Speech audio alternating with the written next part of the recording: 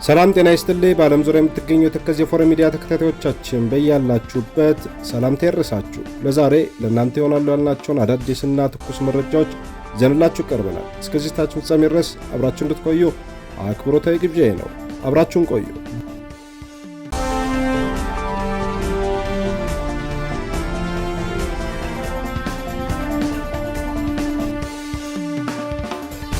በትግራይ ክልል እንደገና የጦርነት ድባብ በመቀስቀሱ ወጣቶች ወደ አዲስ አበባና ሌሎች አካባቢዎች እየሸሹ ይገኛሉ። በመቀሌ አሉላ አባነጋ ሪፖርት በእጅግ በርካታ ሰልፎች እየታዩ ሲሆን የህወሓት ጄኔራሎች የፌዴራል መንግስቱ ጦርነት ለመጀመር የመጨረሻ ምዕራፍ ላይ ደርሷል በሚል በየስብሰባውና በየመድረኩ እየተናገሩ ይገኛሉ። በትላንትናው ዕለትም አዲስ የሰራዊት ምልምልም ማስመረቃቸው ታውቋል። ያስመረቀው አዲስ ወታደራዊ ኃይልም አርሚ 15 የሚባል ሲሆን በዚሁም በራያ ቀጠና ሰፊ የኃይል ስምሪት እያደረገ ይገኛል።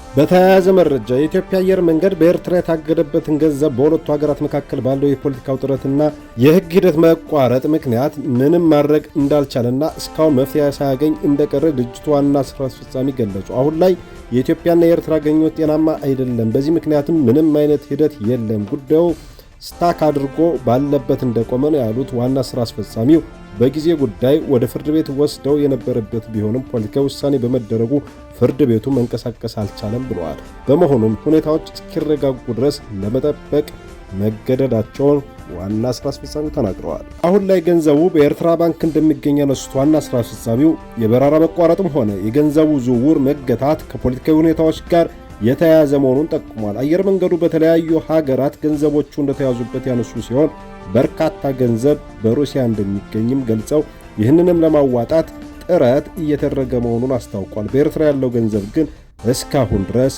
እልባት ያልተያዘለት ጉዳይ ነው።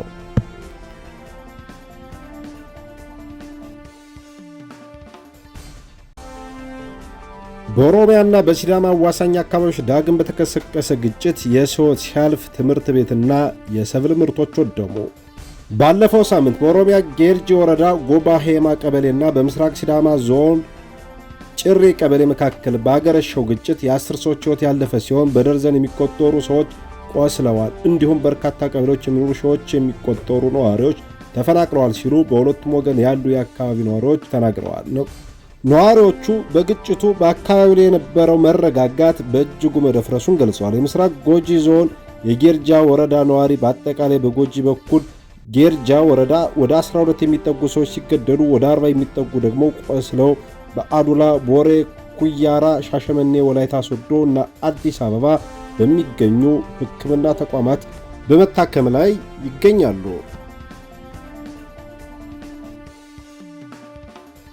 በአዲስ አበባና በተለያዩ ክልሎች የሚገኙ ግብር ከፋዮች እያማረሩ ይገኛሉ። በተለያዩ ክልሎችና በአዲስ አበባ የሚገኙ በርካታ የቁርጥ ግብር ከፋዮች ለ2018 የተቆረጠባቸው ግብር ከአቅማቸው በላይ መሆኑን ገልጸው ቅሬታቸውን በማቅረብ ላይ ይገኛሉ። ነጋዴዎቹ እንደገለጹት የግብር መጠኑ ከአምናው ጋር ሲነጻጸር ያልተመጣጠነ ጭማሪ አሳይቷል። ለምሳሌ ከ15 እስከ 25 ሺህ ብር ይከፍሉ የነበሩት ወደ 180 ሺህ ብር፣ ከ10 ሺህ ወደ 46 ሺህ ብር እንዲሁም ከ12 ሺህ ብር ወደ 110 ሺህ ብር ያደገባቸው እንዳሉ ጠቅሷል። ግብሩ የተወሰነው በተጨባጭ የንግድ እንቅስቃሴ ወይም በሥራ እድገት ላይ ተመስርቶ ሳይሆን በዘፈቀደ እንደሆነ የጠቀሙት ቅሬታ አቅራቢዎቹ የተወሰነውን ከፍተኛ ግብር ካልከፈሉ የንግድ ቦታቸው እንደሚታሸግ እንደተነገራቸው፣ የአቤቱታ ሂደቱም በጣም አስቸጋሪ መሆኑ ሰርቶ ለማደርም እንደተፈታተናቸው ከንግዱ ማህበረሰብ ያገኘነው መረጃ ያመለክታል። በመሆኑም የግብር ግምገማው በተጨባጭ የንግድ አቅምና የገቢ ሁኔታ ላይ ተመስርቶ እንዲከናወን የሚመለከታቸው አካላት አጣዳፊ ምላሽ እንዲሰጡ ጥሪ ቀርቧል።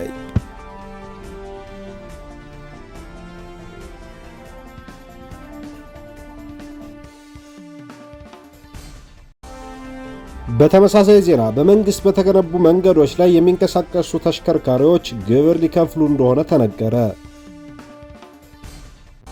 የምጣኔ ባለሀብቱ ባለሙያ የሆኑት አቶ ዋሲሁን ይህ ግብር በተሽከርካሪዎች ባለቤቶች ላይ የሚጣል ሲሆን ተሽከርካሪዎቹ በመንግስት በተገነቡ መንገዶች ላይ ስለሚንቀሳቀሱ በየዓመቱ የሚከፈል ይሆናል ብለዋል። ይህም ከመደበኛው ተሽከርካሪ ዓመታዊ ምርመራ ወይም ቦሎ ጋር ተያይዞ ሊመጣ የሚችል ግዴታ ነው ተብሏል።